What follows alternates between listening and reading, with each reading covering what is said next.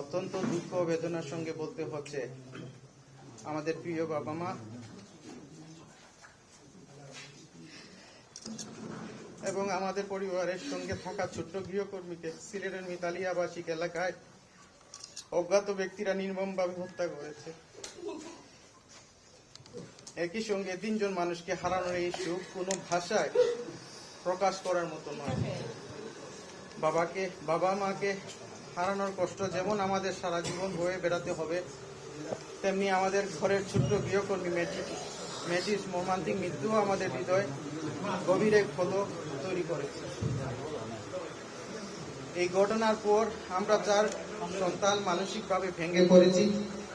তারপরেও আমরা বিশ্বাস করি দেশে আইন আছে, প্রশাসন আছে, আইন শৃঙ্খলা রক্ষা বাহিনী আছে এবং ন্যায় বিচার প্রতিষ্ঠার জন্য রাষ্ট্রের দায়িত্বশীল প্রতিষ্ঠানগুলো কাজ করছে। আমাদের পরিবারের পক্ষ থেকে ইতিমধ্যে এই হত্যাকাণ্ডের ঘটনায় মামলা করা হয়েছে। আমরা আইন শৃঙ্খলা রক্ষাকারী বাহিনীর প্রতি পূর্ণ আস্থা রাখতে চাই। আমাদের একটাই দাবি, এই 3 হত্যাকাণ্ডের প্রকৃত রহস্য উদ্ঘাটন করা হোক।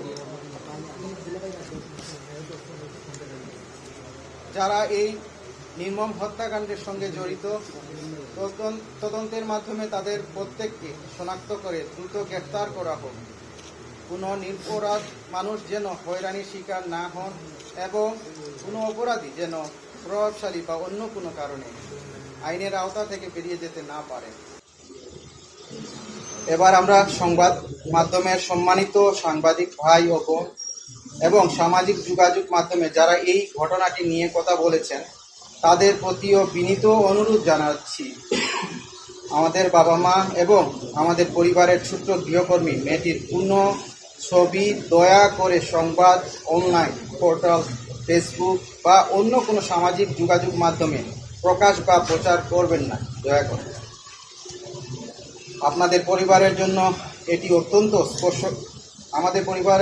অত্যন্ত স্পর্শকাতর ও বেদনাদায়ক বিষয়।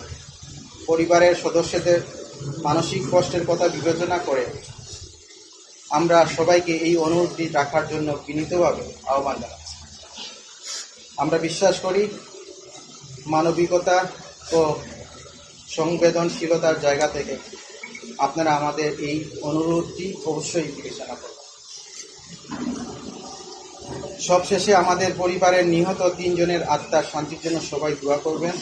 একই সঙ্গে আমরা আইন শৃঙ্খলা রক্ষাকারী বাহিনী ও তদন্ত সংশ্লিষ্ট কর্মকর্তাদের অনুরোধ করছি, এই মামলাটিকে সর্বোচ্চ গুরুত্ব দিয়ে দ্রুত ও সুষ্ঠু তদন্ত সম্পূর্ণ করুন। প্রথমে বলবো, আমরা মানসিকভাবে আপনাদের অসুস্থ। আমি তো ঠিকই আছি, তো আমার 3 বোন অসুস্থ অলরেডি। ওদের কোনো আর তদন্তের ব্যাপারে বলবো যে আমরা তো জোরালোভাবে বলতেছি সুষ্ঠু বিচার হোক, সুষ্ঠু তদন্ত হোক। এখন পুলিশ প্রশাসন যা করবে বা কোনো রিপোর্ট আসবে, এটা অবশ্যই আপডেট আপনারা পাবেন। আমরা সবাই যদি এই আপডেটে স্যাটিসফাই না হই, তাহলে অবশ্যই আমরা সবাই এটা দাবি করবো যে এটাতে আপার লেভেল কোনো সিআইডি বা অন্য কোনো ডিপার্টমেন্টকে যেন ট্রান্সফার করা হয়। তদন্ত শুরু হয়েছে।